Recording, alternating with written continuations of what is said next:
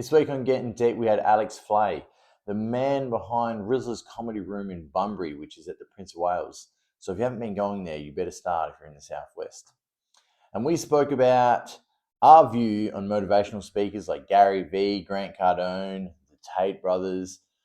We also spoke about a very, very big conspiracy that Alex has created about the shadow and chaos government. It's very detailed, so that's pretty fun.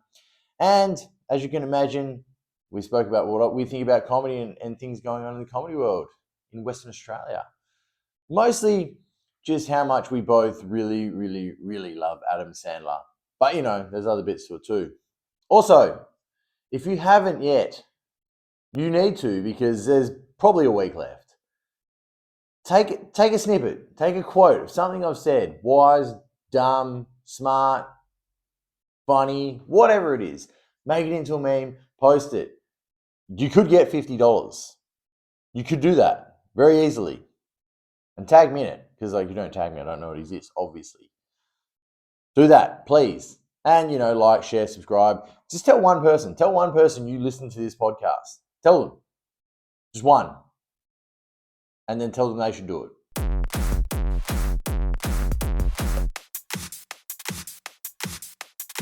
They're doing what they do to pedophiles. Like with pedophiles, they'll make them watch kiddie porn and make them sniff a really bad flavor and shock them. There's I watched this doc on it. It's to try and train them not to want to fuck kids. Where are they trying that? I don't know. It was a long time ago. I'd be interested. That sounds like some torture.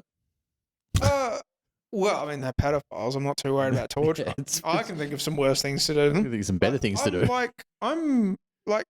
I'd be interested. That sounds like something Scandinavia would try. I think it was like a volunteer thing. You volunteered to do it instead of something. Who the fuck volunteered to I'm a pedophile? No, I mean they've obviously been caught for being pedos. Oh, right, okay. And then they're instead of going to jail for 10 years, it's do this for 5 years instead. Seems like a pretty shitty deal to me, but I mean, all in the name of science, I suppose. Can't we just go back to electroshock therapy? I mean, and what do you call them? Fucking the nose fingers. The nose what? The nose fingers. Fingers. Lobotomies. Oh, the lobotomies. Yeah. Just scramble the front end of your brain through your nose. That'll get you. You're like fucking kids, eh? We'll just whisk this bit. There's a thing where brains have been known to because basically your brain is made up of all of these different pathways communicating with each other and things like that. And when they're destroyed, but you survive, the brain has been known to create new pathways. Yeah, because it's trying to reconnect. Yeah. Not that you probably won't, you probably still be to some level of fucked. But it's so funny, you can recover a lot of cognizance once a pathways have been damaged. I thought that was very interesting. It's pretty, man. It's I was watching a little zoom in of a neural. I was like, what the fuck was it? It's a thing in a neural thing in a brain where it's trying to find the new neural network, and it literally is spazzing around until it gets a connection with something else, and then once it gets a connection, then they spaz around until they find another connection. It was quite fun to watch. I was like, yeah. Tell you what, real quick, worth pointing out, you killed at the, you did really well. Not that I watched all the sets because my anxiety doesn't let me sit down in one place for too long when I'm at a show. But yeah, you did really well in Bunbury, man. It's well done for that set. Mind you, everyone did. I think I was pretty happy with everyone's sets from what I saw of them. Bar one, he can do a bit better in future, but he's young. He'll figure it out. He'll learn. He's got time. He's got loads of time. Way more than both of us put together. So much more than me. But in fairness, it's I don't think I would have ever. Someone was telling me, I was talking about that with my brother the other day, where he was like, do you ever wish you'd started earlier? And I'm like, honestly, no, because I honestly think it's good to take, it's good to I'm kind of glad I let my sense of humor mature and develop. Yeah. As opposed to maturing on the scene. Yeah, because if I'd started comedy at 18 or 21, and I use the sense of humor I did back then, I probably would have thought I was the fucking biggest douchebag in the world. So it's Not that some of my comedy isn't douchey now, but it's self-aware douchiness, which is a douchiness I can tolerate, you know? I could do both. Like, I don't like the idea of deleting my past because it's who I am today. Yeah. But I think it would have been pretty cool to actually continue on when I started the first time. Yeah. Like, don't get me wrong. There's always an appeal about going back and doing things differently, right? Knowing what you know now. So different, bud. So different. Yeah. I think it's like, it's better not knowing what you know now. Like, not like literally going back without any recollection of what has been. I would have, no, like that holds no appeal to me. If I go back 10 years and do everything over again, knowing what I know now, I'd be sweet. That's unfair, but. That's unfair. I don't care about fair. I've never cared about fair. I'm one of the most unfair people in the world. Oh, no, that's like if you're going to go back, you're going to go back with no memory. It's like are you unhappy enough to delete your future and redo it without any knowledge, like any future knowledge? That's the real question. That's the conundrum. There's only a couple of things that would make me question that. Because it's like there's a couple of people in my life that I have now that, like, if I went back, I'm not sure I'd be able to reconnect with. Yeah, that's the only thing I'm worried know. about. Yeah, that's the only thing that makes me like pause. You know, other than that, no, fuck it, I'd go back. I reckon for sure, if I'd started comedy, I would be nowhere near what I am now. Like I wouldn't be anywhere close to the same person. What, if you had stayed with comedy when you first started, as opposed to taking a break and then coming back and doing it? Yeah. Well, I think it's not something you should reflect on too much, because it's like, you can't change it anyway. Exactly. It's like reflecting on a bad set. You know, it's like it's like, yeah, we have bad sets sometimes. Just fucking like. I think it's like a funny thought experiment. Like I think you'd have to hate yourself so much. Like I think you'd have to be on the edge of suicide to actually want to go back and repeat properly, or like on like deep depression. I got plenty of that. I don't need to do this thought experiment. I would go back. I would go back 100%. Only if I could, like, if I could take someone with me, it'd be a done deal. Yeah. Like that's it. If I could take the partner I have now and go back 10 years ago into a younger body, knowing what I know now, take my partner back with me. He knew what he knew now. We reconnected in the past. That would be cool. Like that would be sweet. The knowing what you know now makes it so much more like it's like you get 3 years. I know that's the point. It's well, actually, here's a better way to put it. If you could go back, however many years you go back, you're guaranteed to lose off the end of your life. Ooh, now that is more interesting thing. At this stage of my life, I really wouldn't go back far. Like, so good. Yeah, because how far? Like, let's say you wanted to go. How many years would you go back? Say 10. Ooh, if I went back to when I started comedy, I was 19, 18. So I'd have to go back 17 years. So let's say you lived 17 years. So let's say you were going to live to 80. You're living to 63 now. Done. Still not bad. In a second, I'd take that. Yeah. Bro, I just got 17 years in my prime. Yeah, there you go. To redo. I would go back. Sold. I would go back. I probably deleted my 90s for my 20s already. Well, I mean, that's the other thing too. If I'm living till 80, and I go back 10 years, 70, that's still an easy trade. Yeah. Easy trade. But yeah, it's like that would be easily doable. 10 years would be my number, but I'd also be happy with just 5. 5 years would also be good. 10 years though, I would know, like, fuck, I would be so onto it. If I went back 5 years, I wouldn't change anything. I wouldn't even go back 5 years, to be honest with you. What I did 5 years ago and what I've done now, I don't know a way I could have changed it for any better. Except for maybe killing somebody. But that probably wouldn't have been better. Dude, this is like, first off, I'll have to get back into that conspiracy theory. Yeah. Right. But this was something someone was asking me, like if you had $1 billion, like billions of dollars, and I'm like, I would definitely take contract killings out on people. I wouldn't. No, I for sure would. I would have done it by now. What do you mean? Like, it's cheaper than that.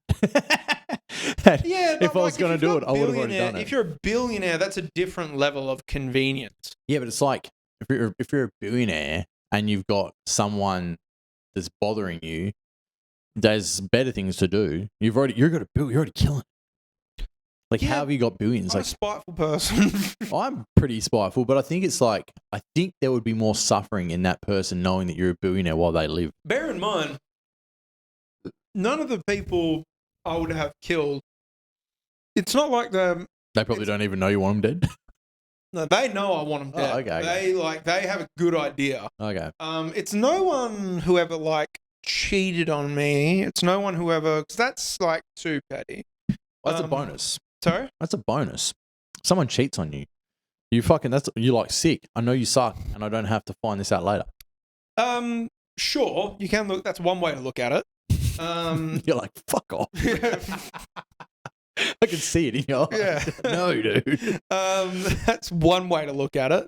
But really, I think the people I would have killed are people I find morally offensive. Oh, and by morally offensive, the thing I find most morally offensive is like stupid principles and hypocrisy. Yeah. Because it's like being greedy. That's the most like greedy people annoy me. I think greed is evil, and I think it's a sin. It's honestly probably the most understandable thing. It's like I can look at a greedy person and go, fair enough, you know? But like I look at someone who kind of like sort of is certain people who are dumb in certain areas, you know? I won't go into why. Like, because, yeah, but like there's a type of people, they're morally superior about certain things, and like it's retarded. Particularly bad in the arts, like any form of creative thing. Oh yeah, I know. Like people that are like, no, you can't do that this way. It's like, dude, why not? Like, why are you telling me what I can and can't do when I'm creating? The other thing too is like it's like it's all art at the end of the day. It's all, and like art is all subjective. It's all expression. It's all means different things to different people. And then the other thing too, people bring up this point where it's like, oh, that's not going to age very well. But like you need to realize is that most art hasn't aged very well. Most, like the art that has actually transcended and done well throughout multiple generations is a very small percentage of all of the art that has been created. I can't even think of anything. Like the Mona Lisa isn't that great of a picture. Might be a bit overrated, yeah. It's like you're looking at it, you're like, cool. Sistine Chapel, pretty cool. Oh, when you think of the physics the architecture and the scale of it, wild. Yeah. Like the pyramids, insane. Yeah. But that shit is like colossal level. You know what I mean? That's beyond art. Paintings in the Sistine Chapel are pretty epic, though. Have you like seen pictures of them? Yeah. So it's like all the like old churches are wild. And then, like, I think like even if you go back to classical music, like Beethoven, it's like there's a couple of things that they do. There's some music that is like timeless. Timeless. Yeah. You hear it and you're like fucking Green Sleeves. You're like, dude. Yeah. So good. For me, like some of Chris Christopherson's music, it's like I never see that going out of fashion. Or stuff like Waylon Jennings, or like Hank William Jr. Stuff like that. I've heard Hank William Jr. He's great. You'd love him. In fact, I think you could probably relate to him on a spiritual level, because the guy, like all he sings about is having a good time most of the time. And it's great. But yeah, it's like stuff like that. It's a lot of Bob Dylan music. Yeah. Bob Dylan like, there's some stuff, Billy Joel. There's some stuff that's just timeless, and it will transcend generations. Yeah. Guns N' Roses. Guns N' Roses got a couple of good bangers actually. But that's actually like most art is created and forgotten within a decade. Yeah. And like that's the simple thing. I think saying like how many movies can you name from 10 years ago? 10 years ago, so many. Make 30 and it would be hard. I can't fucking think of like off the top of my head. I can't think of a single movie from 10 years ago. 10 years ago, like how many Marvel movies? I could probably list the Marvel movies and be what. Marvel movies are Stupid. Yeah. But still, you said movies from 10 years ago. Yeah. Fine. All right. I'll cede the point. No, I can like movies are. I don't know. You think of like Adam Sandler movies, timeless to me. Some of them, yes. The Like thing about the original fucking 90s ones, oh, great. ultimate, Yeah. ruled. The thing is, some of the later Adam Sandler movies aren't actually that bad either. Nah. Like the Grown Ups 1 and 2, I think both of them were good. I enjoyed both of them. You know what annoyed me about them? What? But I've grown up since then. That were fucking too serious. There was serious bits in them, and I was like, I want silly Adam Sandler. Yeah, right. Well, that's the thing about Adam Sandler, right? Is like his He grew up. yeah, his tropes are like you can always recognize an Adam Sandler trope, and I love like. Someone was telling me the other day, we were having this theory, it's like, what celebrity would you find, like, if you found out that a celebrity was a pedophile, which one would upset you the most? And Adam Sandler was mine. That would kill me. I would be so upset. Yeah, I would understand how people felt when, like, the lead singer of Nirvana died. Yeah. That's how I'd feel that bad. That would crush me. Yeah. Like, that would fucking... I would finally understand that feeling. Yeah, like, if... That would be probably the most devastating thing to me. I would be fucked. Yeah, that would be horrendous. Like, if he died, you're like, yeah, death. But if he was a pedophile, yeah, that one would actually piss me off. That would fucking really hurt. Fuck, I wonder, there must have been people like Cosby that had that, for sure. People were upset when Cosby was a pedophile? There must have been. You got to think, he was like huge, so there must have been some people that were like real like, damn it. Yeah, that's Not a pedophile, maybe but like a rapist. Maybe, but the thing was, the rumors about Cosby were out a long time before he. Yeah, but that was before the internet as well. That's true. You know? That's true. He was running in times where it was like hard to catch him. The other thing too about Adam Sandler is that when he does a serious acting project, he nails it. Yeah. It's like he's actually. And God, the one animated movie, not Hotel Transylvania, what was it? The Christmas one? Yeah, the Christmas one, the Jewish Christmas one. Yeah.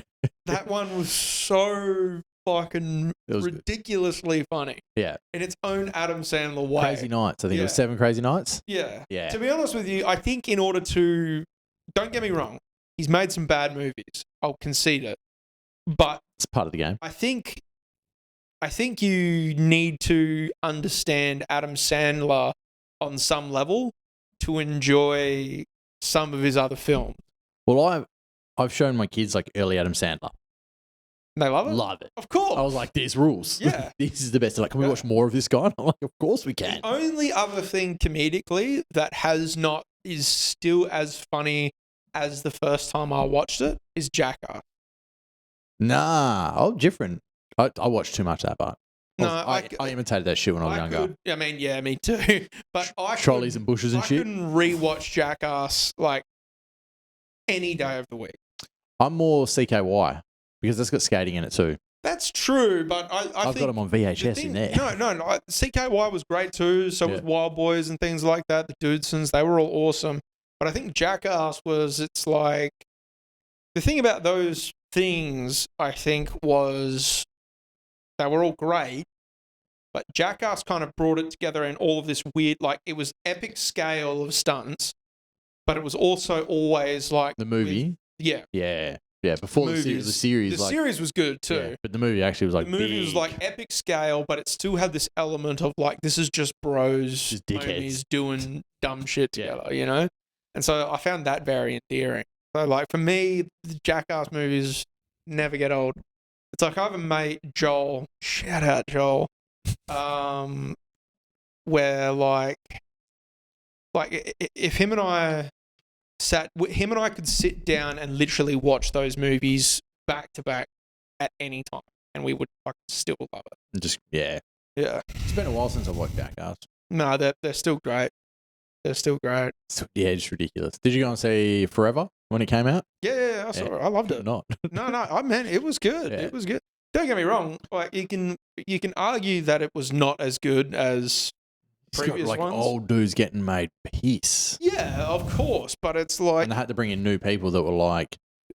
Did you hear that in an interview, Johnny Knoxville literally said it was like, I think I was addicted to doing stunts. Yeah. Like he was addicted to the danger and the thrill of it, which is like, What a weird thing to get addicted to. I don't know. I kind of get it. I do kind of get it because stand-up is something similar. Oh, and I used to like do Because it's that dumb shit. Yeah, no, me too. But like, me too. it hurts. It of course it fucking hurts, but like, it's just so weird. Like, it's kind of sweet and endearing and nice to know that Johnny Knoxville is what, nearly 50, and still like, yes, let's go. It was so much fun, and it's like I can only hope. I kind of want to be like that, but then I'm also thinking that's insane to be like that at that age. Oh man, look like skydivers and shit like that. Like, I mean, they're not trying to get hurt, but they're still doing wild shit. Yeah. I know 60-year-old skaters skating like bowls, like 12-foot bowls and shit. Yeah. Hitting the coping, and you're like, dude, one stack, you're dead. That goes to show you like the thing with the generational thing where it's like the things we were watching, because we always want to imitate what we see, especially when we're younger. Yeah. We had Jackass. Like, I had Jackass, and that's what I wanted to imitate. Kids these days, or younger people, I'm still pretty young, so I suppose there are people my age who watch it now too, but like, I'm talking even younger, who like all of they watch is like, buy my online course and online influencers, and they want to replicate that. To be fair, I had a period of that where I was like hella into them cunts. Some of them I still like. Like, I still some like real motivational dudes that are like into their shit. They actually have like a good message. The only funny one. Funny, I'm not funny. The only funny one. I don't think any of them are motivational to me personally, and I don't think any of them are funny, even when they try to be. The only funny ones. I haven't found any funny ones. Yeah. No, the only funny, and the only reason they're funny enough is because they are like, they're stupid enough to know that they're smart enough to know that they're stupid, and stupid enough to know that it's fun to be silly. And that's the Tate brothers.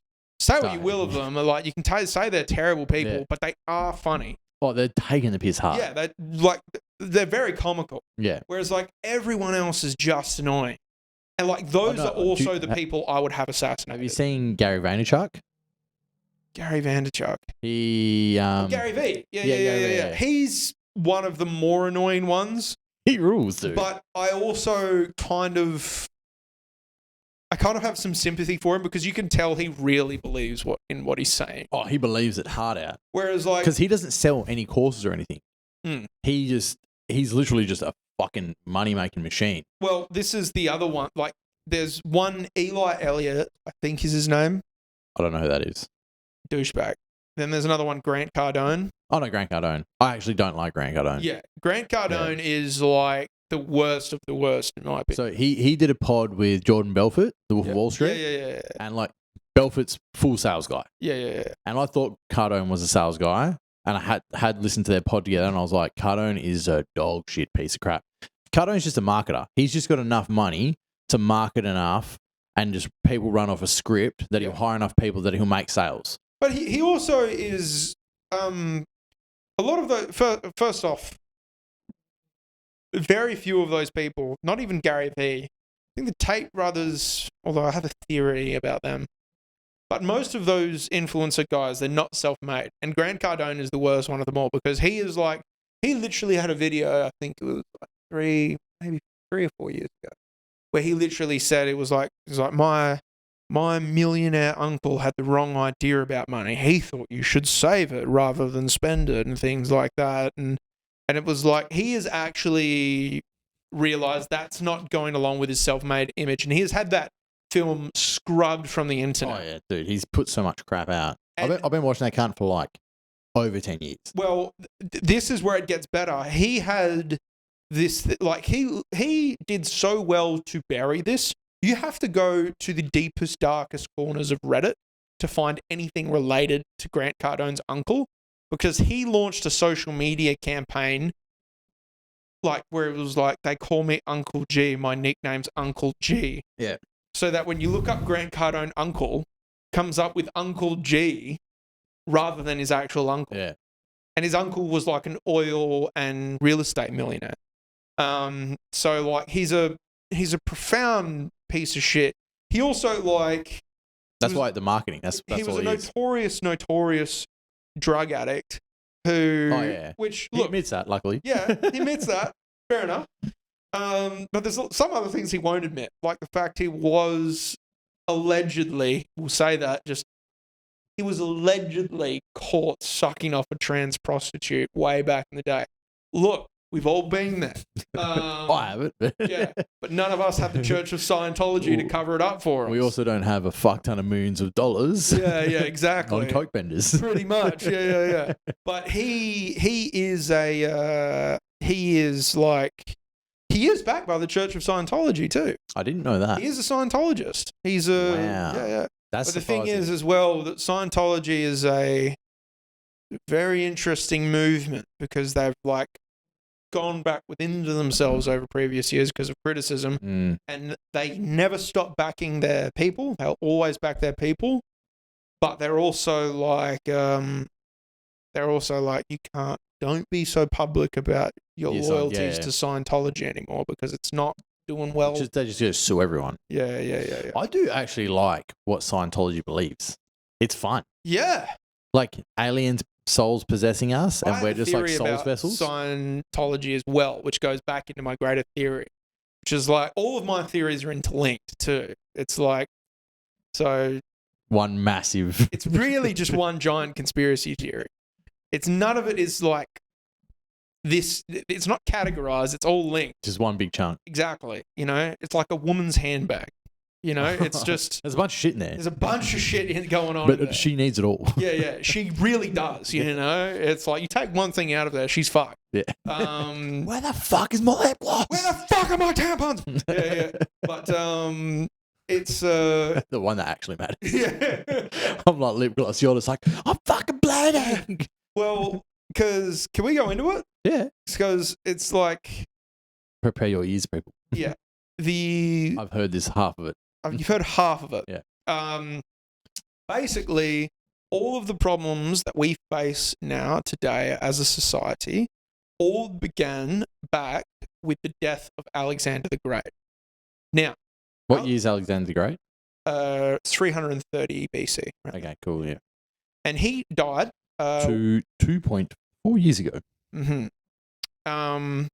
So he died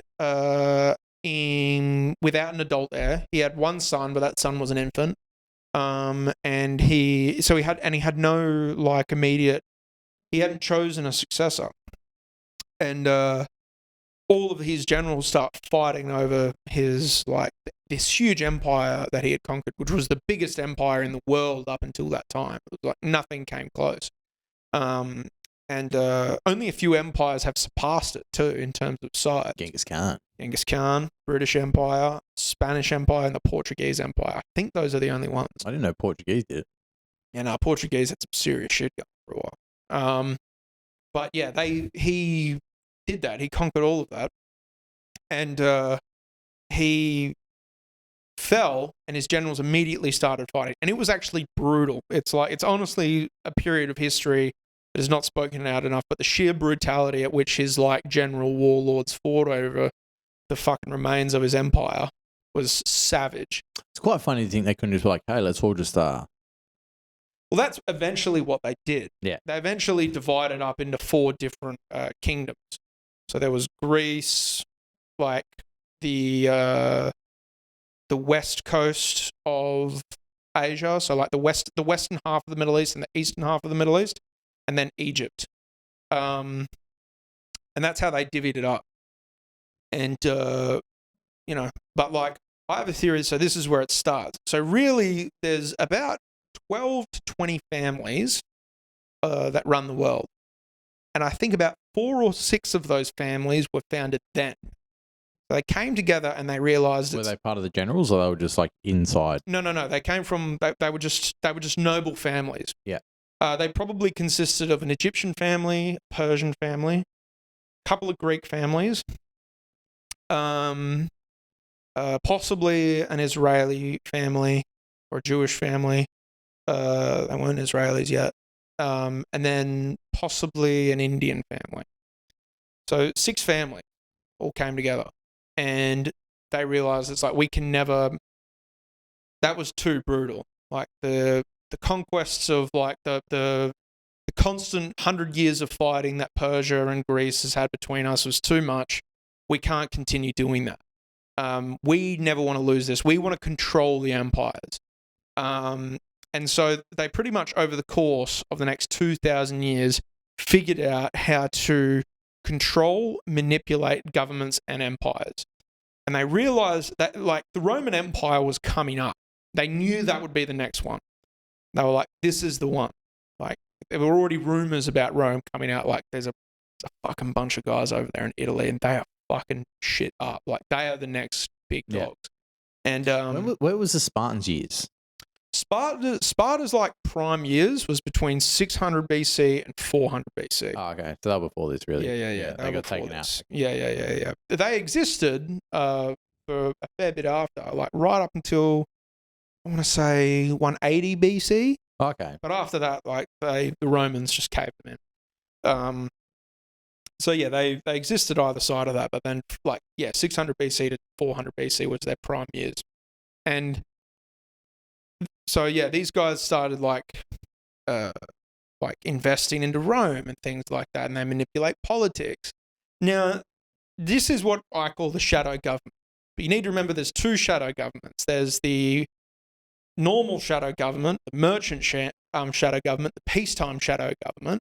And by peace, I don't mean peace the way we understand it. Peace for them. Peace for them. Yeah. Like they still manipulate and start wars all the time. Well, if you make people fight over there, no one's fighting you. Exactly. Yeah. But then there's also the chaos government, which we'll get into in a bit. But yeah, basically they start investing into the Roman Empire, and they try like the Roman Empire is such a learning curve for them because the Roman Empire goes through so many changes. First, it had a king, then it's a republic, and then it became an emperor. And then they had multiple emperors. They had like the Tetrarchy, where they had 4 emperors at once, 2 senior and 2 junior. Then they moved their capital. They learned all these different administrative things. And then like the unthinkable eventually happens. Now, like by the time Rome was first sacked by Alaric and then again by the Vandals, like Rome was no longer the like seat of imperial power. It was Constantinople and Ravenna.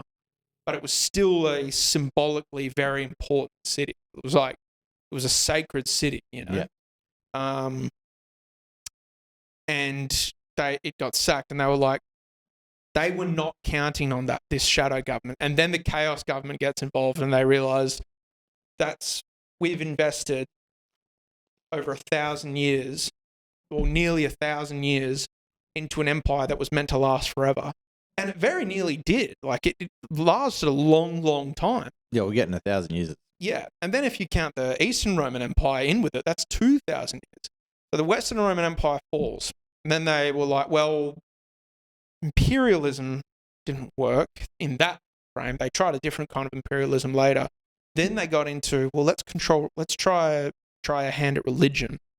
Now, they'd already got in their hands on religion, but they'd never kind of really manipulated it the way they want. And they realized the churches was the way to do it. That's like the Dark Ages, eh? Yeah, so this is the start of the Dark Ages. Yeah. But here's the problem. Particularly because of the nature of the Catholic Church, because it's not a heretical thing, like, honestly, the way with every religious institution, including the Orthodox Church, and the Catholic and the Orthodox Church are the 2 main important ones to start with. But religion, like, it's not a heretical title in terms of bishops and popes. Like, they nominate their king. And then they'll think, well, we can influence the people. No. People don't get to vote on this. It's people who have dedicated their entire lives to this institution who get to vote on it. And they get to decide who the next people is. And it's like, so it's a very difficult thing to corrupt and infiltrate. Yeah. You can do it. It has been done. But you can lose it again within a generation. Yeah. It's not something where it's like sustained corruption is like long term. Your guy dies, someone comes in and undoes all your work. And that goes on until the Borgia. And like, the Borgia family? Yeah. So the Borgia was their last attempt. And the Borgia was probably one of the families. They've kicked out numerous families and brought in numerous families. So, like, again, there's about 14 to 20 families now. And so Borgia was one of the families. Borgias were wiped out, and that was like, well, we can't, like, the church is just too unruly to control. It's also religion. They have genuine, like, holy people wanting to control it holy ways as opposed to, Yeah. Also, it's like, it's very difficult to control religion because if we go off what the original founders of the religion, i.e. Jesus, Moses, Isaac, Muhammad, if we go too off script from what they preached, then the people who follow those religions will turn on us. So it's not like religion is a very flexible thing either. And then, to a degree. It's like it's all about interpretation. Exactly. Yeah. Supposedly. But then the next things start to happen. So, like, the Renaissance comes, then they realize, well, art is a way to do it. And then they had real success in art, and they continue to have success in art. And then a new type of empire starts coming up.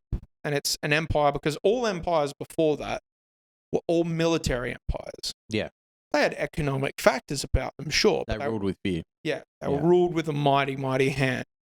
Now this new kind of empire comes out, particularly with the British Empire and the Portuguese Empire. And that's the economic empire, where it's like they still have military backing, but their real asset is their money. Yeah. And so these new empires start forming up, and they go all over the world, start conquering.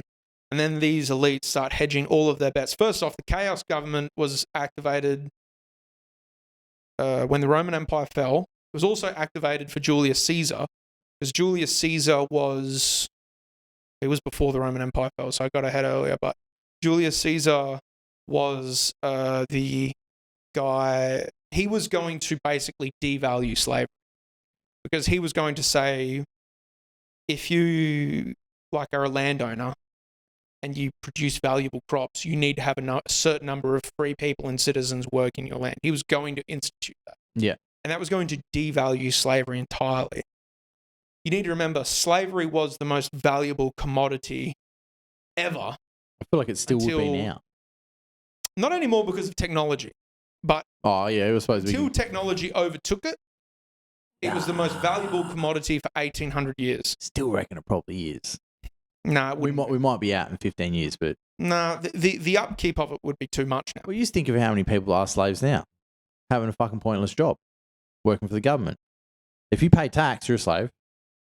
Yeah, but that's different. That's free. That's a free peasantry society. It's fake slavery. It's slavery where you don't believe you're a slave.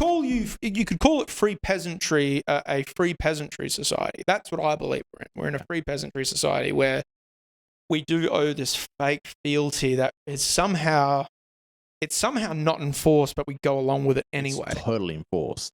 It's not enforced with violence. It is and it isn't. Like, you go to jail if you don't pay your tax. If we all stop participating tomorrow, the system would collapse. Yeah, but there's no way that'll happen. That's a revolution. No, of course it wouldn't happen. But, like, that's how delicate the system is. You hold your own change. You know what I mean? Like, if you think of, like, the slaves back in the Americans' times, when you had how many people out there picking a cornfield, and you're like, why didn't you all just stand up and kill their owners? There was only like 20 of them that had guns. You would have won. You know what I mean? But it's the thing is, like, we've been convinced into this spot, and too many people are like, this is fine. That's true also, but the other thing too with those slaves is particularly by the time of the 1820s, 30s, the Atlantic slave trade had been cut off, meaning they weren't importing for any new slaves. Yeah. So by the time of the American Civil War, for about 30 to 40 years, all the new slaves that they had were born and bred into slavery. Yeah. Which is pretty sad. Same as how we are. Yeah. But anyway, Caesar was going to devalue slavery, which was the biggest asset they had at the time.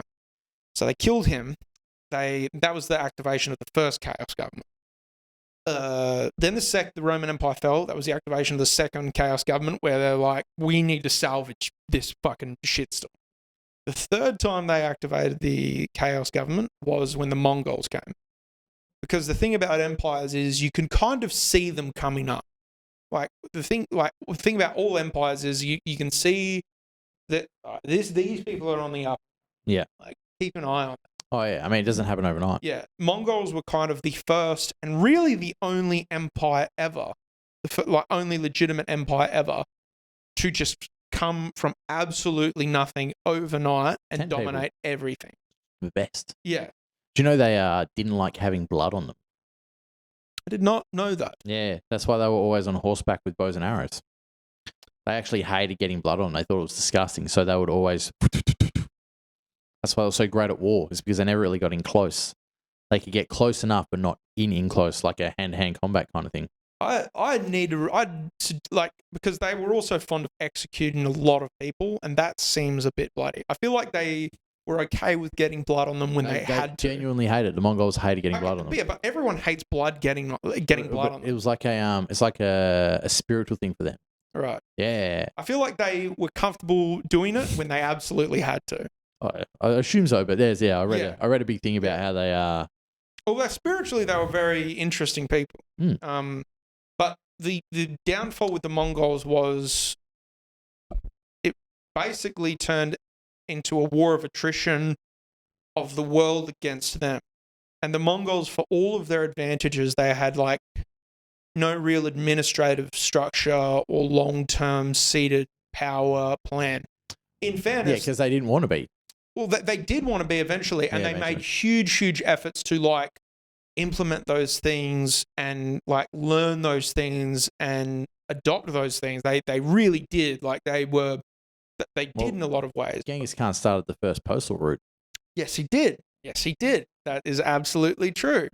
But they didn't. The other reason the people didn't like his empire was because it had come from nothing. So generally, most empires you can see... They didn't respect the like royal family because there was no royal family. It was just a bunch of savages. No, there was a royal household. There was a royal dynasty. After Genghis. Yeah, after Genghis. But the main thing why they didn't like it was because it was one-seated power based on one family. But other than that, it was total tolerance. The Mongols were racially tolerant. They were... Religiously tolerant. And it's like, well... Oh, you mean the shadow government hated them? The shadow government hated those things because it's like, well, then how do we control people if we don't make them fear their neighbor or we don't manipulate them with religion? Yeah. If they're like, no, you just do what you want. Just come to war with us when war comes. Yeah, exactly. It's like, do as you're told and you can do what you want, you know? Would have been great times, man. Well, maybe not been conquered by them, but... I don't know. Once you're already in there, you're in there, you're okay. Yeah. But like... Getting in there is fucking tough. Like, it wasn't easy. Nah, come on. I didn't say it was easy. Yeah. He said it would have been good. Compared to many other rulers of their time, I think Genghis Khan would have been a dope one. Look, great to be serving him. Fucking the worst thing in the world to be against him. Being against Genghis Khan in his time would be worse than being against any dictator or warlord or king throughout all the rest of history. I don't know. No, Genghis Khan fucked up his enemies worse than anyone alive. Yeah, but it's not even by a close margin. He didn't torture them. Yes, he did. He killed them. No, he definitely tortured them. No, they just wiped people out. They didn't torture. They didn't waste time torturing people. He did when he needed. He poured molten gold into the governor of Samarkand's eyes. Yeah, that's not torture. That's murder. You're not going to live very long when that happens. True. But that's like straight to the brain. That's efficient. Well, I think it was a form of mental torture because there was this very one. You see gold, I give you gold. Well, that was it. The guy offered to pay him off. But by this point, the Mongols had already conquered most of China.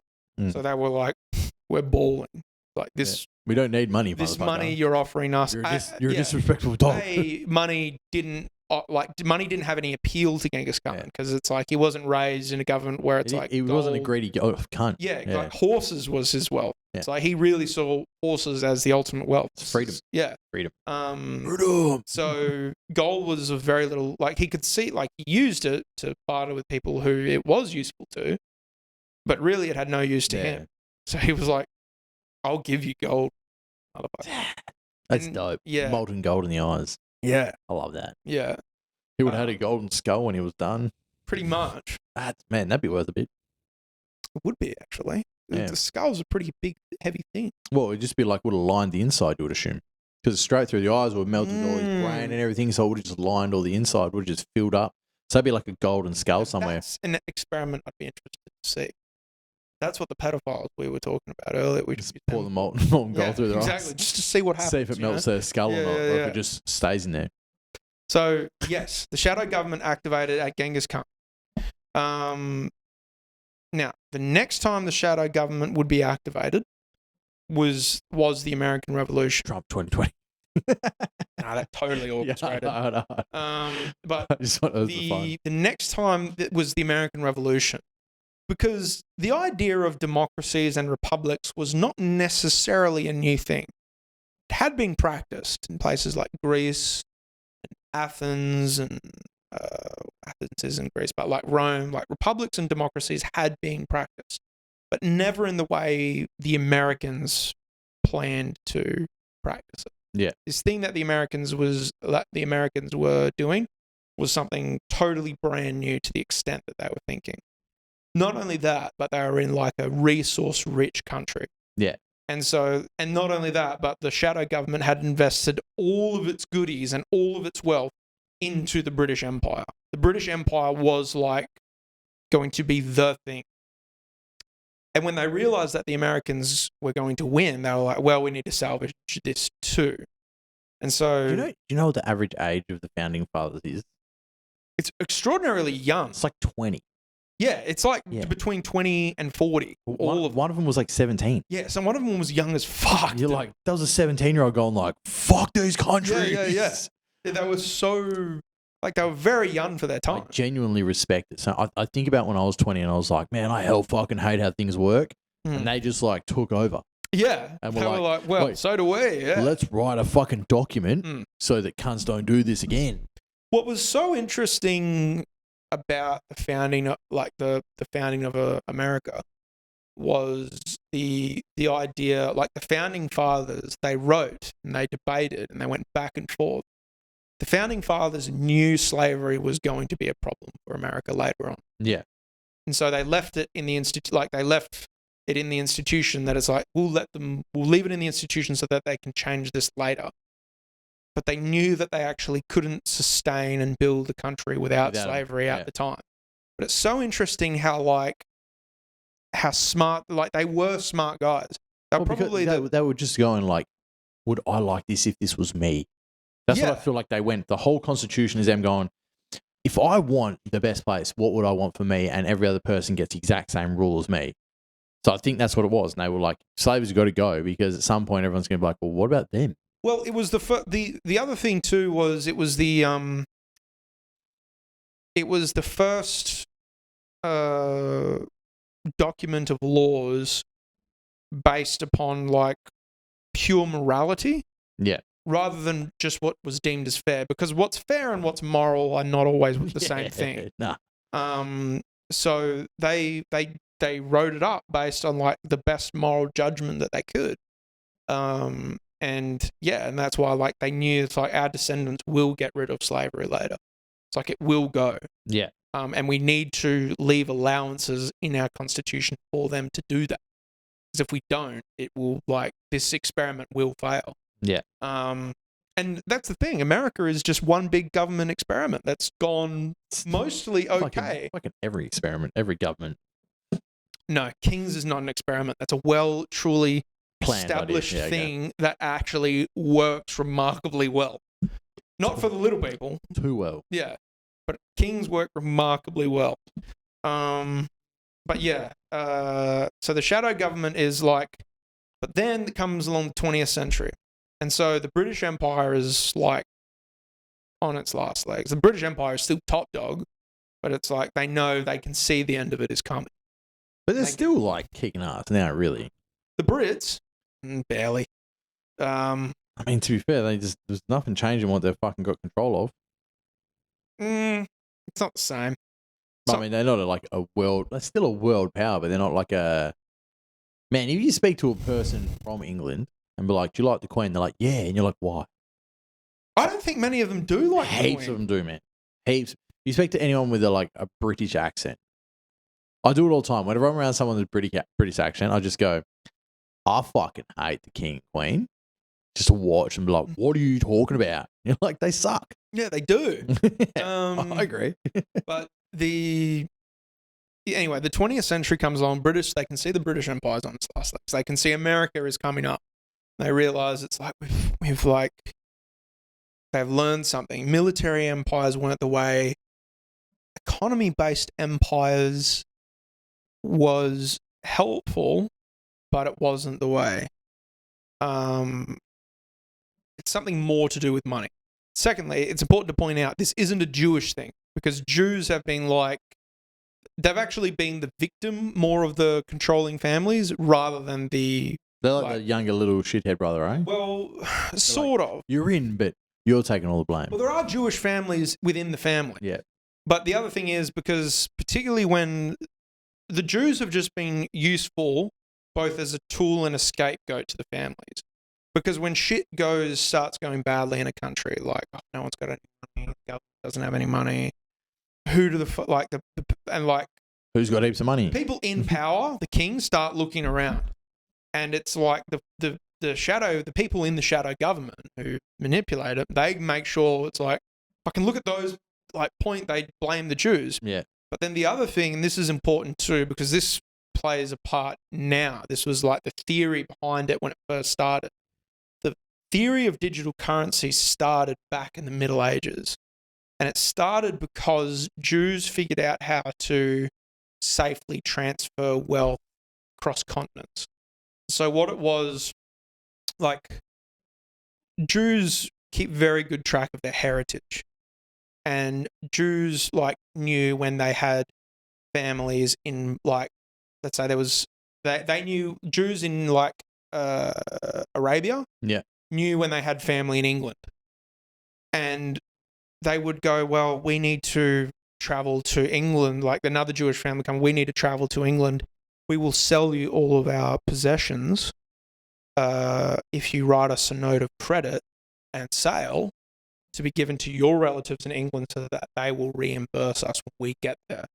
So then the shadow government sees this and they're like, this is actually a very useful tool because now we can transfer wealth across continents without actually having to move any wealth. Yeah. So that was that was the first theory of digital currency.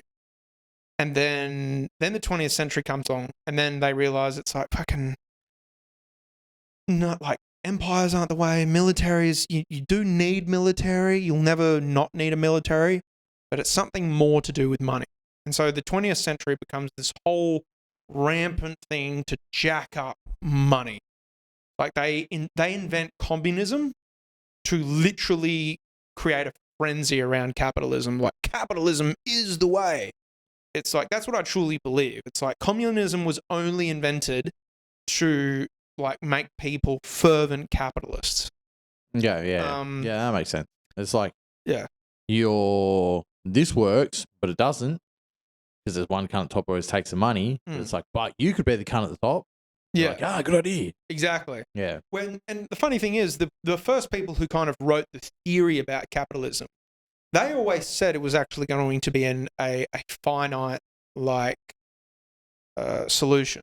Capitalism was never something that was meant to last forever because it's the idea that things will continue to grow and grow and grow and grow. That's not how society works, really. Well, the funny thing I find with capitalism, it works off birth rates. That's how governments make their money, their loans. Exactly. It's is how many people you're going to have come into your country. That's why Australia's importing heaps of cunts at the moment. How many people come into your country? That means how much money you can tax people, so you know how much money's coming in. So they can borrow from the World Bank, so they can do whatever they want in their country to do what they need. So they can go, this is what we're going to have, this, and it's all projected. Yeah. That's why America's fingered itself right now because they're like, we're going to have way more people, but now we don't. We're fucked. Well, yeah, that's pretty much the way it has gone. Yeah. And then, they've gotten to the end of the 20th century and they realize right, we've manifested all of this wealth, but they have the families have so much wealth, but they realize the powers that they realize it's the image of capitalism is fading. It's I truly believe capitalist ideals will be completely capitalism will be a bad memory by 2050. Well, we're kind of at a point now where it's it's so hard for a self-made person to get to top end shit. There are no self-made people. Anyone who says, "Oh, Jeff Bezos, he's self-made," no, he was born into money. And the thing is, as well, You can be self-made, but not a billionaire. You know what I mean? Like you can be. Yeah. But like, and everyone has some kind of family or friend backing behind them, so it's not entirely self-made.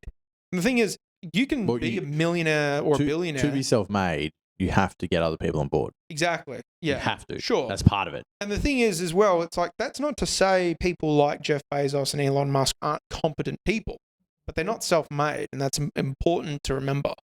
So they're getting to this point where they're realizing, like, well, capitalism is coming to an end. Socialism will this new social structure will take its place. But we can kind of direct things. So that's what you notice, like people like Steve Jobs. Steve Jobs the one who died, or is that Bill Gates? Yeah, Steve Jobs dead. Bill Gates is very certainly still very alive. He's the one who owns Microsoft. He's the one who fucking sucked big dick. Yes. That cunt owns like heaps of farms that supply McDonald's. Yes, that's the one. Yeah. Well, he bought up all the real estate, and that's what other conglomerates are starting to do. The Vanguard Corporation, the BlackRock Corporation, and the families. They all are buying up real estate. Yeah. Because they were like, well, that's going to be the next big asset. Like, it's real estate. And that's why, but the thing is, they're trying to milk this fucking capitalist thing for what it's worth while it's still around. And that's why I think in the last 10, 15 years, you've seen these guys pop up like Grant Cardone, like, what's his name? Something Robinson, Tony Robinson. Tony Robinson's old school dude. Yeah. And he's actually a genius. I don't actually mind Tony Robinson. I'll tell you, but they are manifested. He rules. I don't mind Tony Robinson. He's very smart. I love that man. Um, Genuinely love that dude. They are like, they're all manifested as a way Tony Robbins. Yes. I was like, better correct that. Yeah. They're all manifested in this way to like, the intensity is to get rich and get rich quick. And if you invest money, the whole thing is basically created to circulate money. Because if money's not moving, you're not able to tax it and put a penalty on it. But that's old school knowledge of how money works. If you store money, it's worthless. It loses value. Yeah. Yeah. Yeah. So there's even a cartoon I seen it very recently. Did you ever see like DuckTales? Yeah. They were showing you fucking McScrooge talking about his money in his like vault. Yeah. And he goes, "Oh no, that's the chump change. My real money's moving around." And he's explaining how like if your money's not doing shit, you're losing money. Yeah. And that literally, like it's a cartoon that explained how fucking money loses value. I was like, wow. Funny side note with the shadow government, when World War II happened, which was a manufactured war, they orchestrated that. I don't think they entirely orchestrated it for it to be politically on that agenda, but they did orchestrate a massive war between they wanted a massive war between Central European powers, New World powers, and socialist powers. They wanted to orchestrate a massive war. I don't think they totally intended for like Nazis and Stalin and things like that. There's some things they couldn't account for. The shadow government has not been able to account for some things. Like they didn't account for Caesar, They the can't Empire. control everything. Exactly. There's some things they just can't predict. Add fuel to the fire. Yeah. So they come along, and but the CIA pretty much emerges from the like World War II. Yeah. And the CIA is made up of like cunts. the most evil geniuses in the world. Yeah, well, that's the whole point. Yeah. Like they are people espionage like, lords. When there's not a like terrifying war to fight, the people who run the CIA should be locked in cages. Oh, it's like, dude, the only purpose they serve is to like do bad shit. And when there's not bad shit to do, they should be kept in a cage. They're making bad shit happen. Yes, because that's all they know how to do. This is like, how do we get the upper hand by doing the most fucked ass shit? Exactly. Why? Now, I honestly don't understand how the fuck CIA still runs, considering we know what they do. Well, because after the war, they became two things. They became a contractor. basically the CIA will sell itself to anyone who bids them. Now, the American taxpayer is the highest bidder, and no one can currently outbid the American taxpayer. There's a couple of people who come close. No one can still outbid the American government. And so, like, their allegiance, even though the American government does evil shit, which the CIA follows through with, like, their allegiance is always to the American government first. But they can still sell themselves to people who don't compromise too many things with the American government. So the CIA sell themselves to people all of the time. And that's why they're able to stay alive, because they're service to everyone. And they are the ones who are, like, manipulating the algorithm to boost guys like Grant Cardone, Gary Vee, the Tates, Justin Waller, like Eli Elliott or Elliot Eli, or something that. Yeah, don't know. And then there's this new one from Israel who's the biggest douchebag in the world, Benjamin something. He's this guy with a wanky beard that he looks like he oils it with cum. It's like milky. Yeah, there's and then that's what the CIA is doing. These people don't know they're being manipulated. Why would they? No, like they're winning. They're not important enough. They're winning to know. Yeah, they're not important enough to know. They don't need to know. It's like they're making money. They're happy. Yeah. Why do they need to know? So it's not like they're in on the scenario. But yeah, the whole reason they're doing that is to keep the money moving for a few more years, so they can buy up a few more things for when the big change comes. Now, what the big change will exactly be, I'm not entirely sure. And that's when my theory ends. Yeah. So, so we've got unexpected things on the horizon. Also, Scientology was started by the CIA as a way to basically counteract the influence of Jews in Hollywood. Huh. That's a cool theory. Yeah. I like that. Yeah. We need another religion. What's just as wacky?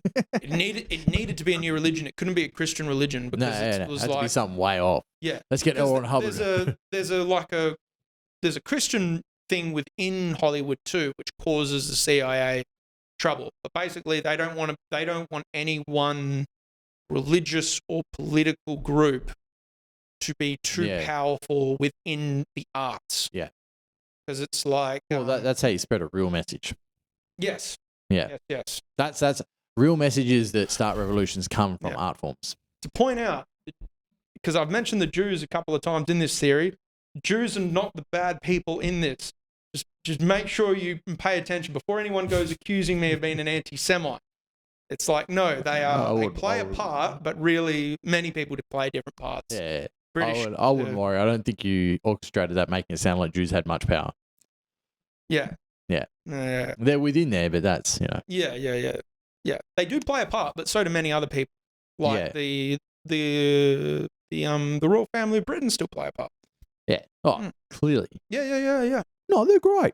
No, they're fucking evil not. people. Terrible people. Terrible. And the one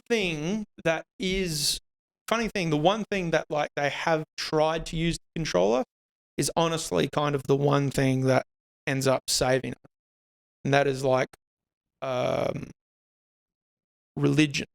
Like, and I'm not talking about in terms of extreme hardcore religion, but like any kind of spirituality where it expresses love for a neighbor. And pretty much every religion today has that, where it expresses love for a neighbor. Yeah, I feel like it would be really hard to like have hate as like hate for a neighbor be in there.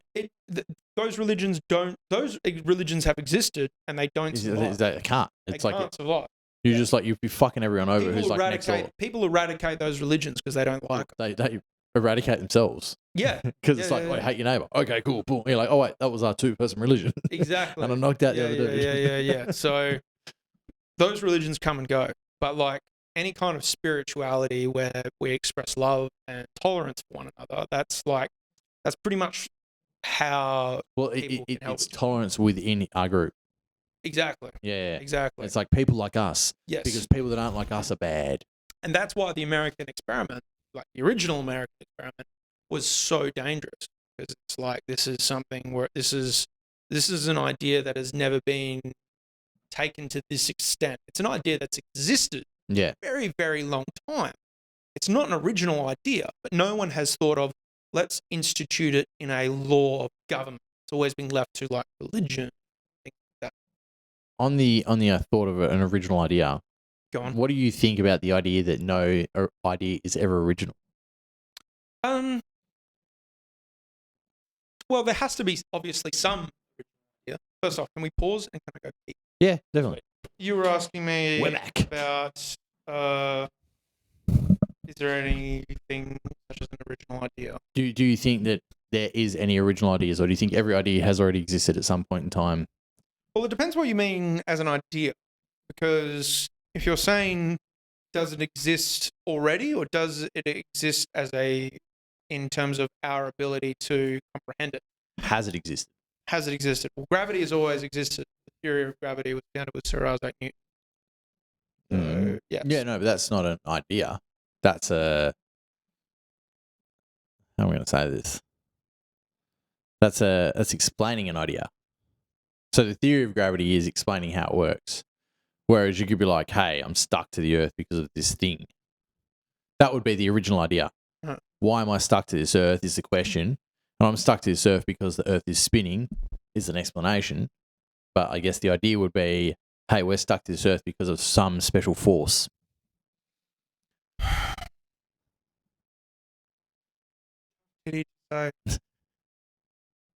It's there are, in terms of original ideas. So you think there is still more ideas to come? Now that is where it gets tough, because I do think there is only so many original ideas. I really don't think you can only reinvent the wheel so many times. Mm. So it's like, I won't say that there's like, it depends in terms of what you mean. In terms of art, I always mean in terms of existence. I don't know. I really think we'd have to find new forms of existence for us to do that. I'm not saying it's improbable, but I'm not saying it couldn't happen. But it might take a while. Have you ever looked into how computers work? No. Oh, okay. Don't worry. I've been doing it lately and it's killing me. It's so confusing. It's too much for me, man. It's like wild. Oh, man, It's so simple. Like the explanation makes it seem like it's not real. Mm. It makes me feel like it's like magic, because it's like, oh yeah, it's just a thing that does a bunch of ones and zeros, and then it's a switch flicking on and off, and because it turns on and off, then it can figure out a code, and you're like, so someone writes a bunch of words that then turn to something going 10101010, then it creates stuff. Mm. How? Mm. How the fuck does that work? Kills me. The more I look at it, the more I'm like, no, it shouldn't work. Still on my head in. So actually, this is what we should talk about on here because we haven't yet. Yeah. The new spot in Bunbury, the Prince of Wales. Oh yeah, Rizzlers Comedy Show. Yeah, no, it's a fun room. It was very fun. I enjoyed very much doing it. I actually got asked about it today. Oh, you got asked about it by who? One of my clients that's building a granny flat. They were like, oh, how'd you get the Prince of Wales? And I was like, oh, it was really good. And they're like, oh, I know the owner there. I was going to come down for your show. I was like, next time you're on, I'll come down. I was like, oh, sick. We'll have to get you on soon if you're going to bring in an audience. No, it's like it's a labor of love. I had to get away from running a room in the city in Perth because it was a weekly room. They went to a fortnightly room, but that's still too much for me.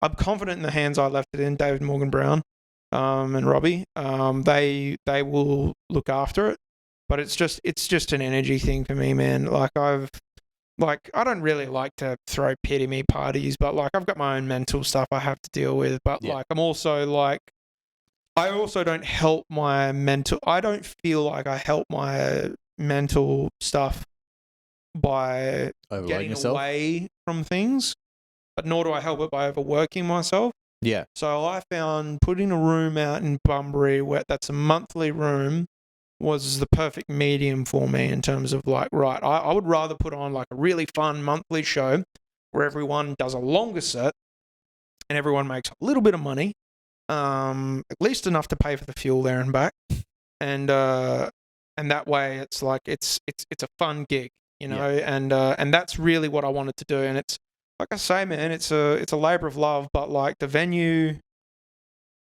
are mostly very helpful. There's a couple of things that they're difficult about, not because they're dicks or anything. I don't want to. It's just in terms of like knowledge and experience, in terms of like this is how you should market this type of show, because they know how to market a show. They put shows on there all the time, and like music all the time. Yeah. But in terms of comedy, it's a little bit different. But they're getting there, and they're extremely helpful. So the venue is by and large has been super great to deal with. Dope venue. Yeah. Dope venue. I thought they were closing down at one point. There was like a while ago. I thought they were closing. I was like, oh no. Thank God they didn't. Yeah, no. We've snagged it. Oh man, I mean, Prince of Wales is probably the best venue in Bunbury. Every other venue I go to, probably, like, yeah, probably. It's like it's got a super nice dining area. The menus are great. They put on like great events and shows there all the time. I seen King Parrot there last year. Oh, real? Yeah. They had a sick 90s night, which actually looked very fun. What, the night we're on? The night we were on, yeah. That no actually scrubs. looked kind of like I could have gotten around that. But, especially considering we stood at the door and every person that come in were like, "You're in the wrong line. You're in the wrong line. Yeah, get up here. Come you here for the comedy show, right?" They've got a night, and I think it's something to do with Halloween. I'm not going to shit on any show, but I don't understand the next show they've got on. They've got some kind of femme fatale burlesque show. Oh, I can tell you all about the next show going on. It'd be Sugar Blue Burlesque. They used to do the femme fatale. Sugar Blue Burlesque. Yeah, I know Sugar Blue. Yeah, they used to do femme fatale. It's like it's just like a more evil looking kind of like burlesque. So everything's got to be like based on Halloween-y or gothic-y themes. Right. Okay. Yeah. So it's just burlesque, just look with darker shit. Okay, fair enough. I mean, we'll see how that goes, but I'm hoping it doesn't compete with us too much. But that's not a ticketed event. Really? That's not a ticketed event. Unticketed burlesque event. I think that's quite funny. We were lucky to get the show we have, because what I've found is that's November or October? It's November 1st. Okay, yeah. Because we do it October. The nights we do ticketed, we compete with a ticketed event. It's hard. We pull in less of a crowd. Yeah. And that's something I didn't know moving forward. That's something I'm going to be getting sorted in future shows. But the nights where we don't compete with where it's a non-ticketed event, we can. Yeah. I mean, burlesque and comedy go hand in hand, really. Like, if you got people coming to a burlesque show, they might be like, I'll MC the burlesque show. Yeah. Well, they might go like, we can watch a couple of this, and we can watch a couple upstairs. Like, we can dance between. Yeah. But yeah, the Prince of Wales is such a great venue. That upstairs area is such a nice room to do it in. Like, acoustically, I think it works very well. Yeah. The bar is beautiful. The whole presentation is really nice. Yeah, the room's fun. Yeah, it's not too wide. No, but it's not too long either. Nah. Well, I mean, long's all right if long is okay. Front, yeah. But like when you've got a wide room, like I did Southern River the night after Bunbury, and fuck me dead, at the Southern River Tavern, and it was just a big fucking rectangle, and we were just in one of the corners. So, dude, and it was like you're in the corner of this like rectangle, and so it was such a massive room, and there was 6 people. And, in terms of, it's so funny the dimensions of like a corner room, because I really don't think putting a stage in the corner of a room works most of the time. There was no other place to put it. Really. Yeah. Yeah. But like the one to shout out a room that works, putting a stage in the corner works really well. Leaderville Comedy Club. Yeah. Yeah. That putting it in the corner, it's like works beautifully. For the dimensions of that room. Yeah. I could see it work in the middle as well, but in the corner, it does work. I'm just trying to figure out if I looked at it, if you had like a wider stage.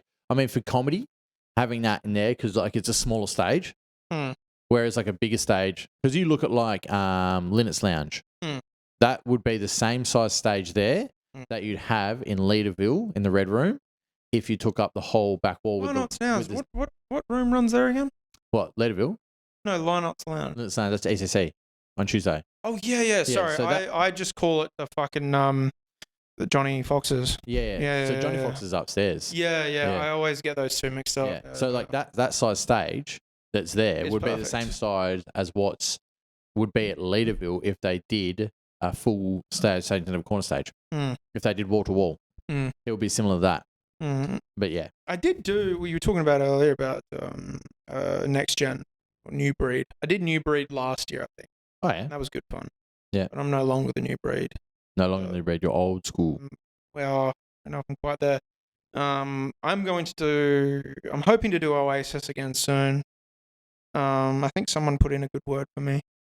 'Cause I feel like I'm being pretty happy with most of my performances recently. So I'm hoping to really just fucking want longer spots. Dying for some longer spots. Oh man, having the 20 at Prince of Wales just proved a point to me that I was so happy with. Well, like I've done 20 minutes. Yeah, I want to do that's 20. my first 20 minutes. I want to do 20 minutes again to prove that I can comfortably do it. Yeah, 10 minutes is pretty easy now for me. 15 minutes is like it's not. I wouldn't say it's easy, but nor is it difficult. 20 minutes is where it starts to become a challenge, but really I want to be ready for 30 minutes by fringe. Yeah. So, which is where it's going to be difficult. Yeah. Oh, dude, have you, while we're here, dude, how funny is it that the Joker movie has shat the bed, Oh, dude, but Terrifier 3 kills. killed? I mean, I'm not surprised about Terrifier 3 killing because Terrifier rules. Have you seen the first one? No, I have seen. Hold on. Chainsaw through the bitch. I'm a It's the fucking. best. I'm a weird completionist for certain things, and I didn't like the Terrifier, not because I thought it was bad cinema. It's just like the violence is. It's just B-grade horror. It's just too much. But Oh, the thing I love is, that but shit. the thing is, I think it's endearing because it leads into it. Yeah. It doesn't try to be anything it's not Dude, meant. Not that trying is to be. just a B-grade horror that somehow got big fast. Like all I used to watch was them things. But that's what's kind of endearing about it. It doesn't try and be anything that it isn't. B-grade horror. It just went it full is gore B-grade horror. And Yeah. that's what it is. And that's what it's trying to be. It's not trying to be anything And it's else. succeeding so And well. fucking just nailed it. Yeah. And they're blowing the thing out of the water. And it is bizarre.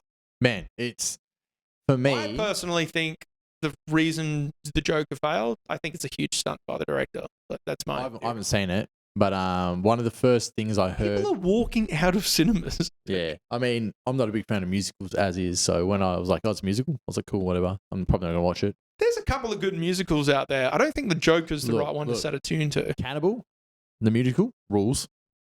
Grease, it's a good one. Don't like Grace. Okay. Les Miserables, that was a good one. What's that? Les Miserables, No, that was a good one. that sucks. That's like a proper musical. I liked it. That sucked. I think it's also because I'm a huge history nerd. Is that Okay, yeah, like okay, yeah. That would be it. that kind of redeemed it. Cannibal the musical is made by Matt Stone and Trey Parker.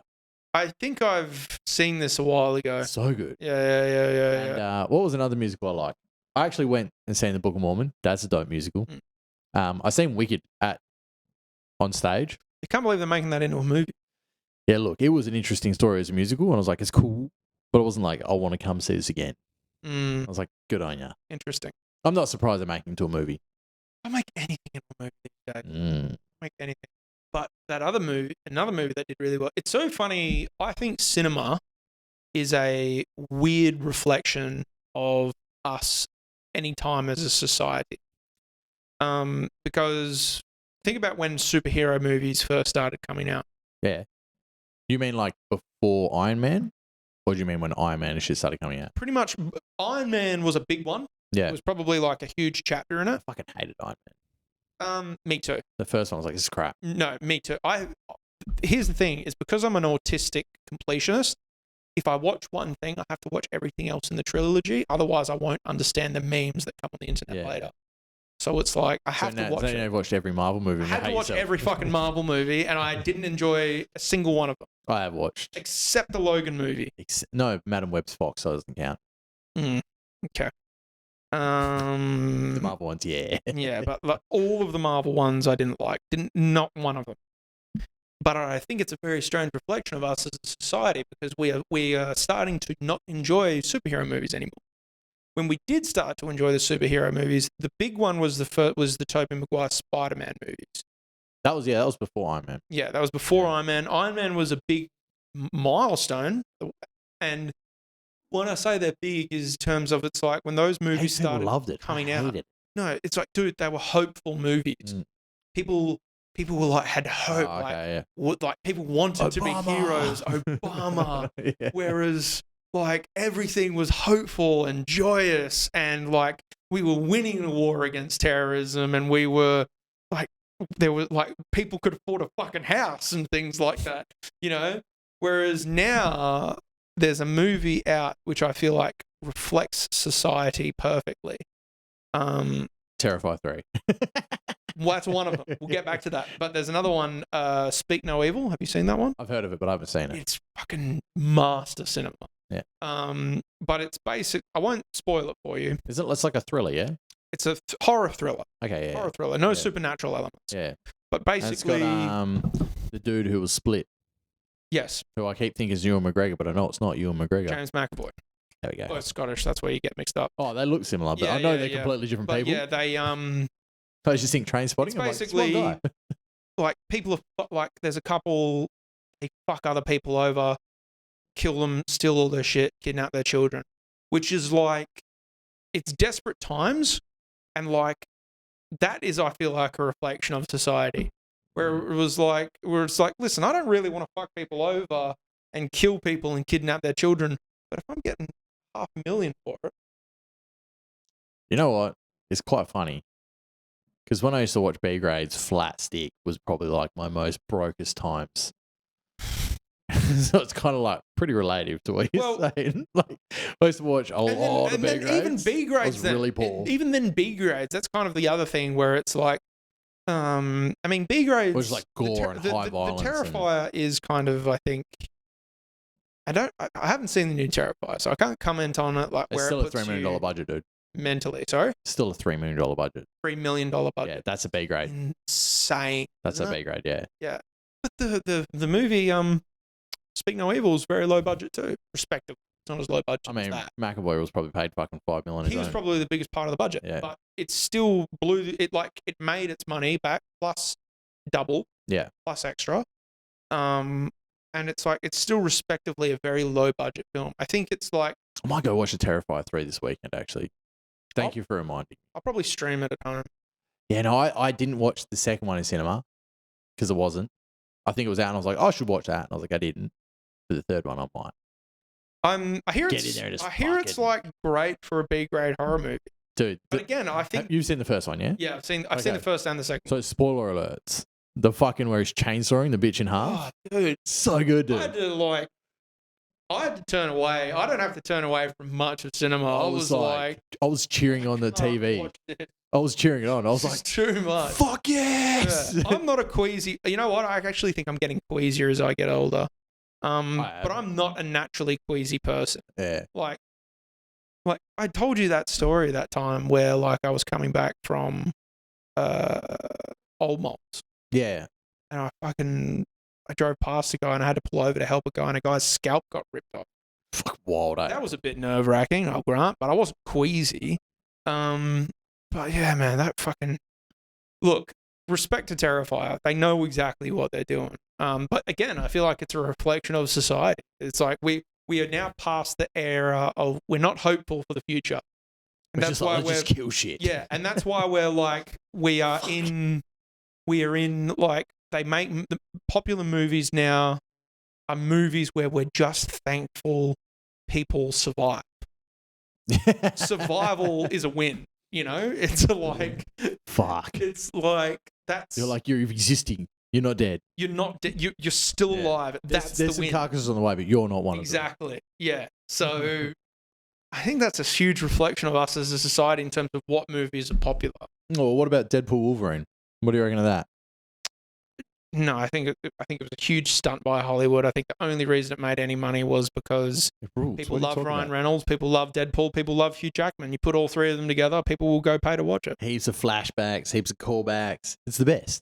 It's not, though. It rules. It's a cheap fucking entertainment.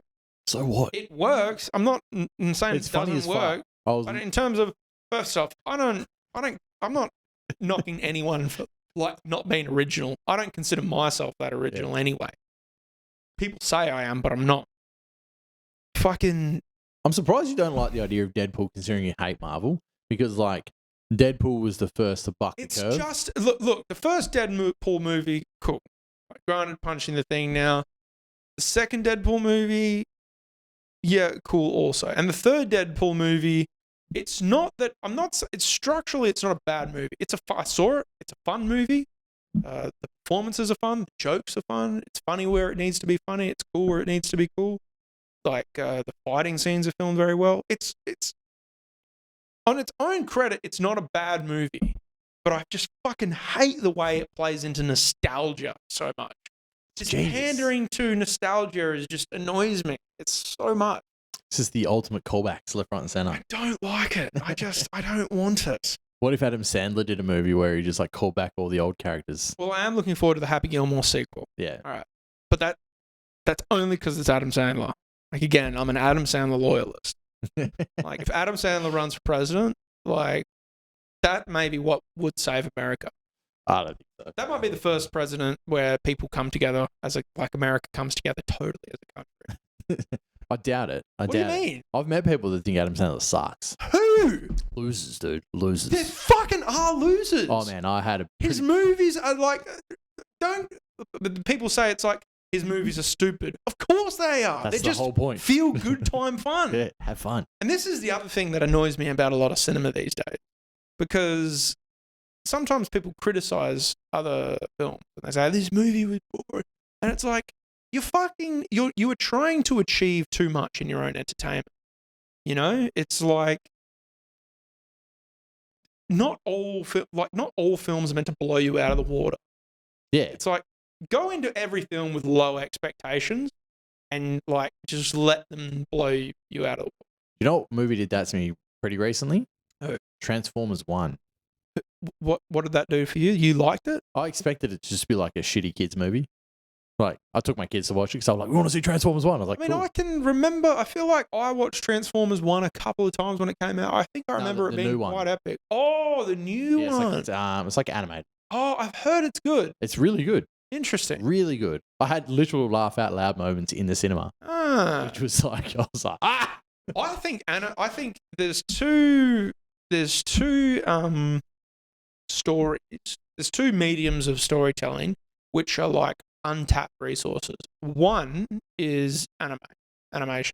Not necessarily anime in terms of the Japanese style. It could be any form of animation. Yeah. I think it's an untapped source of serious storytelling. Like when you want to tell a dramatic story. Really? Yeah. Yeah. Okay. Look at Castlevania. You watch Castlevania? Yeah, I know about it. I get bored. I fucking love that show. Yeah. I think it's just vampires. I'm like, cool, whatever. It's pretty much it. Yeah. But it's vampires sex. So you like Twilight, hey?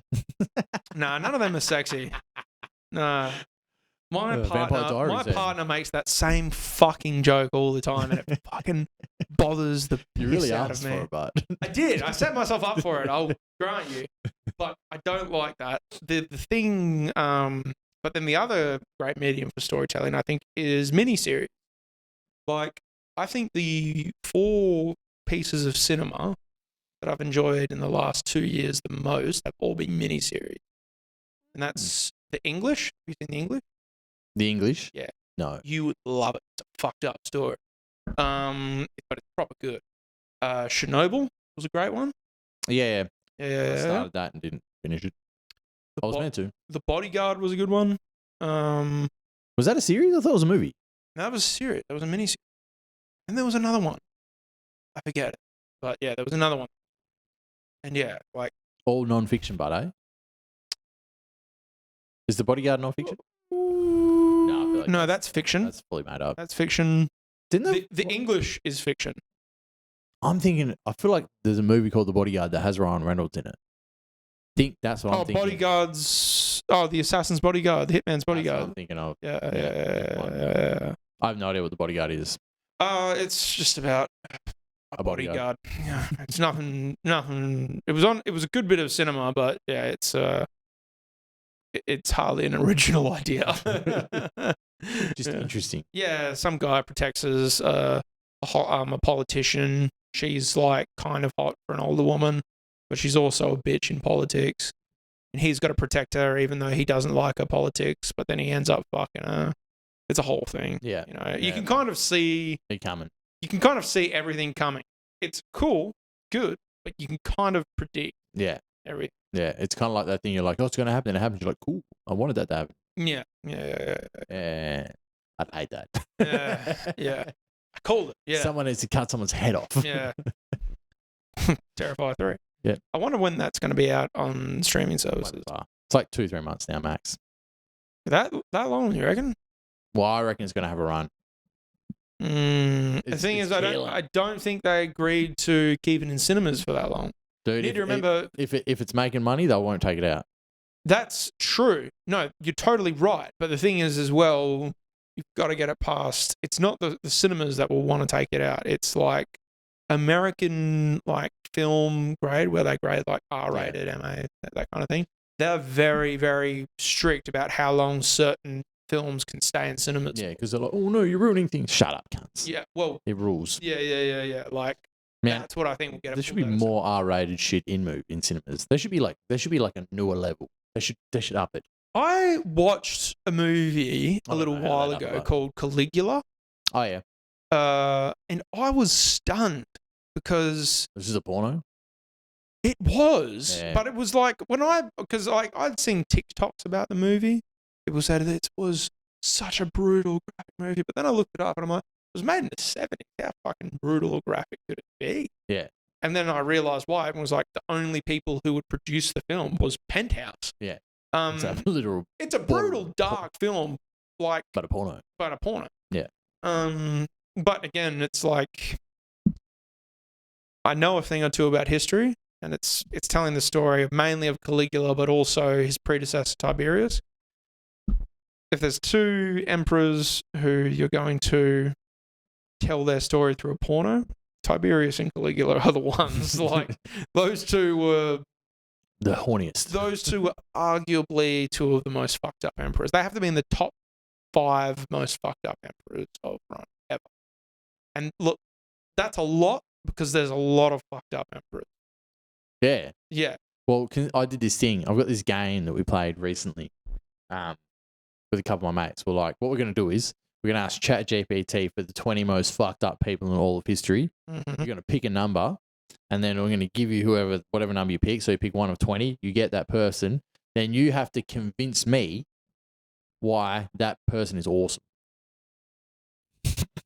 So you have to then somehow look at who the person. We got like Hitler, Stalin, all the bad dudes you can think of, Osama bin Laden, and you'd have to try and portray them as a good person. You'd have to go, what angle were they to like, what makes them seem good? Because you've got to like get on their side and explain how they're good and why people would follow them and why people would want to be on their side and why they're great and everything.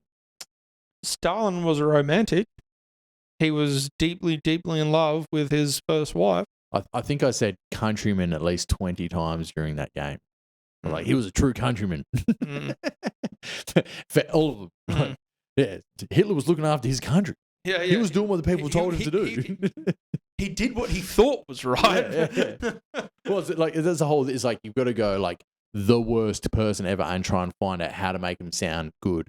And then we did it the other way around as well. It was like, who were 20 of the greatest people and like make them seem like the worst cunt. See, that would be easier. That is easier. Bar a couple of names, that would be easier. Yeah, but it's just like, it's the idea of like reframing everything you think about, changing your perspective to go like, how do I look at this? Because the thing is, Genghis Khan could be on both of those lists. Bro, Genghis Khan is on the top list for me. Yeah. He ruled. He was a badass. It doesn't matter what like opinion you have of him, whether he's good or bad.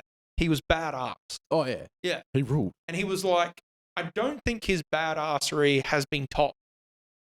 I think he just like, in the way I look at Genghis Khan, he is a true like, went from like suffering so much to being like, I'm going to stop suffering. He was exiled from his own tribe, dude. He was kidnapped 3 times. Yeah. He fucking had his wives kidnapped. Every time he got a new wife, they get fucking kidnapped. Yeah. His name's not even fucking Genghis Khan. Yeah, his name's Temujin. Yeah. It's like it's like that's how fucking good he is. Yeah. He doesn't even use his real name anymore. He's just like, I don't even care about my old name. Yeah, it's like he is a like. He made so much great changes for the world. Well, he definitely dropped carbon. One thing, definitely. But no, like he changed history for the better because he was this force that came along that forced all of the people to reevaluate. Yeah. Took out the fucking noble dickheads and made everyone go like, why did they exist in the first place? Dickheads. There's only one noble family. Yeah. But he wasn't. He didn't even consider himself as a noble. It was his kids that did. No, in Mongolia they like worship him as a god. Yeah. Well, do you know the Russians hid his burial site? Now, the Mongols hit it when they buried him. Yeah. They don't know where he is. Well, the Russians are like, they've got like a sectioned off area where they believe it's inside of, and they won't let cunts go in there. Well, I believe it's still in Mongolia. I think it's in Russia.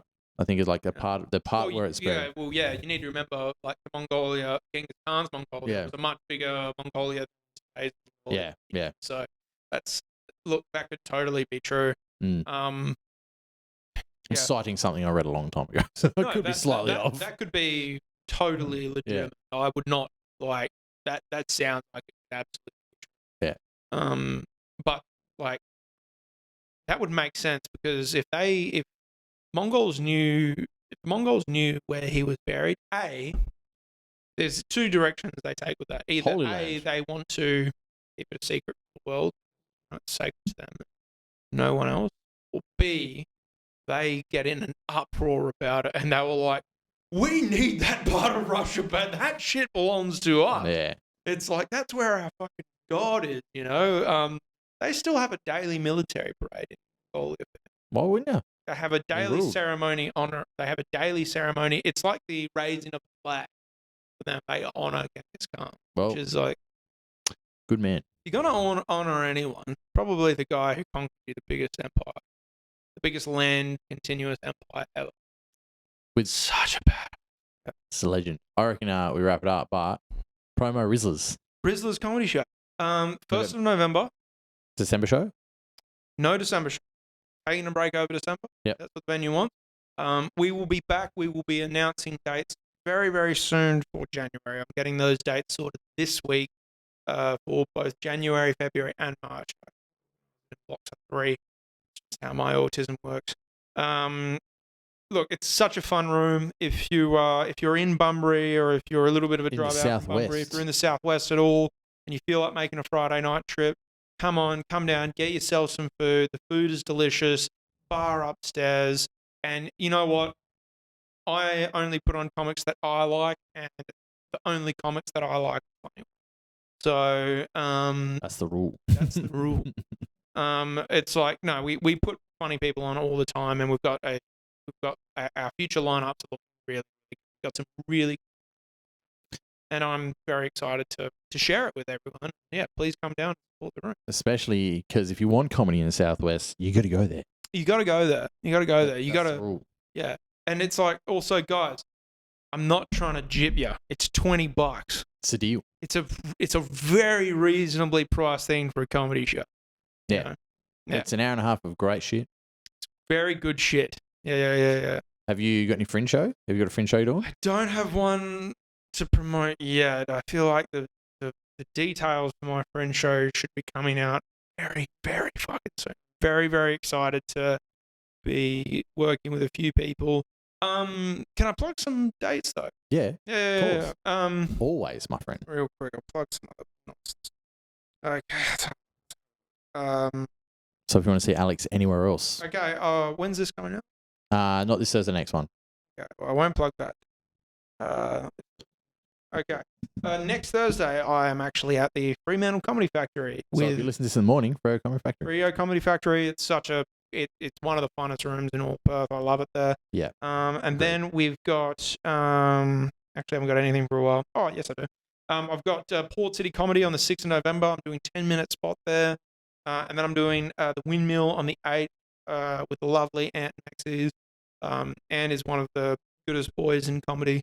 I love Ant. And then Port City with like Chris Pachulo. I love Chris. Those are two of the goodest boys. And Goodest boys. yeah, they're very good boys in all the comedy. I love that. Like, Chris is one of my comedy dads, I say. Comedy dad. Yeah. Ant might be a comedy uncle. I love him. He's a different force, though. Thing is, he has to be an uncle because He's touched you once or twice. inside. No, because Ant very, very funny. But him and I go for two very different styles of comedy, but we appreciate each other's comedy. I certainly appreciate his. I don't know how he feels about mine sometimes. But Chris and I are more on the same wavelength in terms of, we dabble with a questionable thing here. So those are the shows I've got coming up. I'm sure I'll have more books soon. Dude, thank you so much. This has been such good fun. No problems. Always great. Yeah. Violators for Fringe on the 23rd, 24th, and 25th. I'll give you some tickets soon, motherfuckers. You got to buy them. Violators sounds like a new Marvel. Oh, mate. It's good. The opposite. Me, David Morgan Brown, Gareth Knight, Chad Von Chad. One of you guys needs to go dress terrible. No. Chad. Chad will do it too. Oh, yeah. He's got the pants for it already. Yeah. He does. Yeah. He does. All right. See you later. So.